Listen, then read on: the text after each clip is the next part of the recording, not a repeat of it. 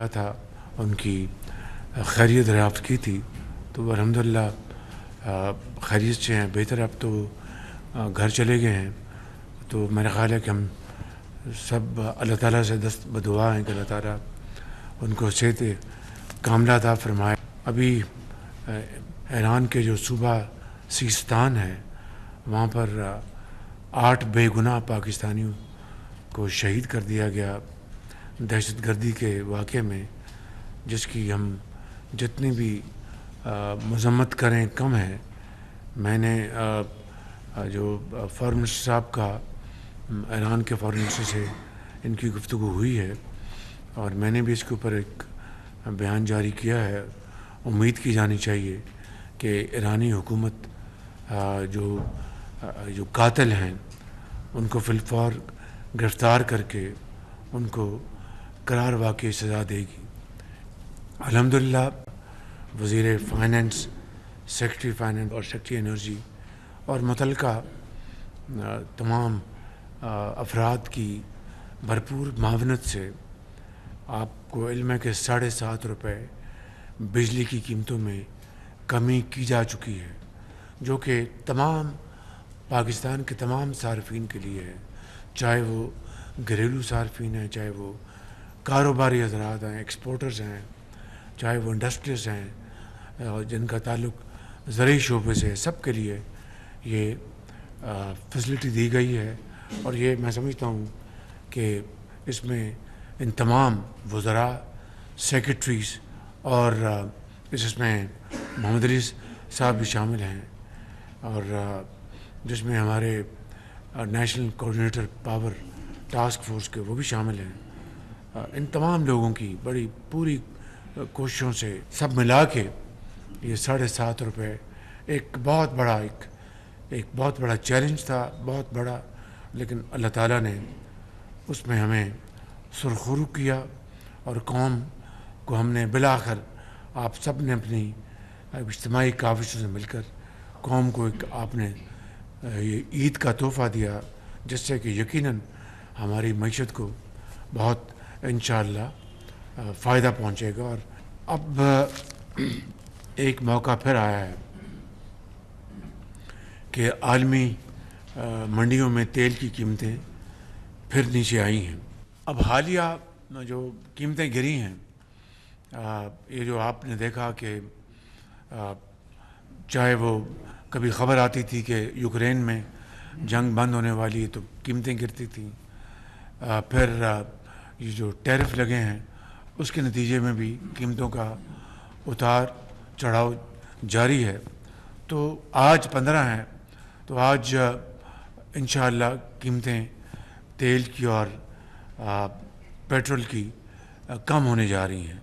वो अभी शाम को उसका ऐलान हो जाएगा। तो मैं आपको ये बताना चाहता हूँ कि हमने सोचा कि इससे यानी हम इसको रोक लेंगे, रिटेन करेंगे, आवाम को पास ऑन नहीं करेंगे। जो कमी आ रही है उसको हम रिटेन कर रहे हैं ताकि इस कौम के जो ज़ख़म हैं उनको हम इन पैसों से उनकी मरहम पट्टी कर सकें और उनको शफायाब कर सकें। तो इसके लिए हमने बड़ी सोच विचार के बाद ये तय किया है और मैं आपसे ये शेयर कर रहा हूँ कि कराची, कल्लात, खुशदार, कोयटा और चमन, ये जो है इसको खूनी सड़क कहते हैं।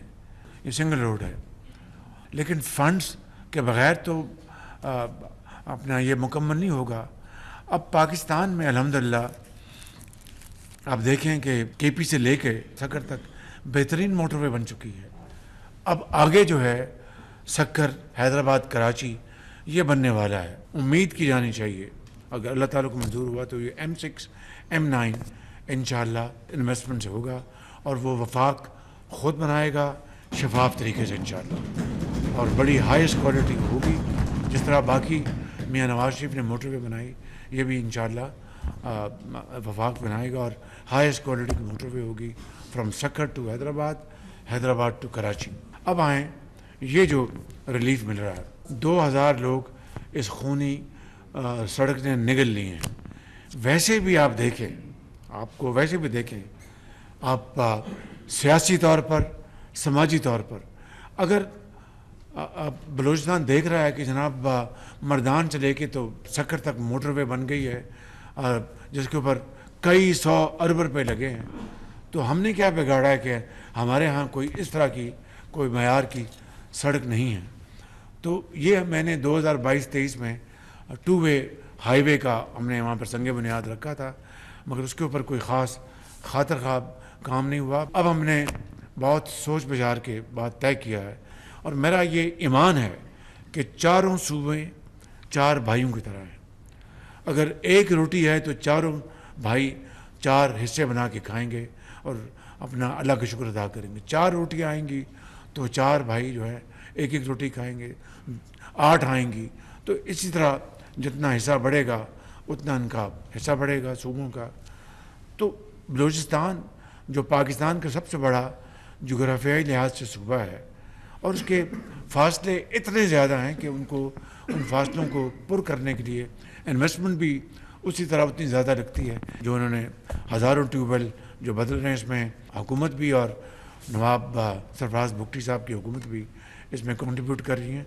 70 अरब रुपए का ये है, 70% हम डाल रहे हैं वफाक और 30% ये डाल रहे हैं और इस तरह ये हज़ारों ट्यूबवेल शमसी तवानी से चलेंगे और इसका क्रेडिट नवाब साहब को जाता है और राशन इकबाल को और फाइनेंस मिनिस्टर को जिन्होंने ये सारा किया। अब ये जो खूनी सड़क है इसको हमने बदलना है खुशहाली की सड़क में और खुशियों की सड़क में और तरक्की की सड़क में। तो ये हाईवे होगी 2 वे, मगर इसकी मेयार मैंने जो फैसला किया कि वो मोटरवे का मेयार होगा, बेहतरीन क्वालिटी, थर्ड पार्टी वैलिडेशन। और इस सड़क के ऊपर जो पहला जो तखमीना था 2022-23 का वो था तकरीबन 250 अरब रुपया। अब ये जो तखमीना जो रिवाइज़ किया इन्होंने वो तकरीबन 300 अरब रुपये है।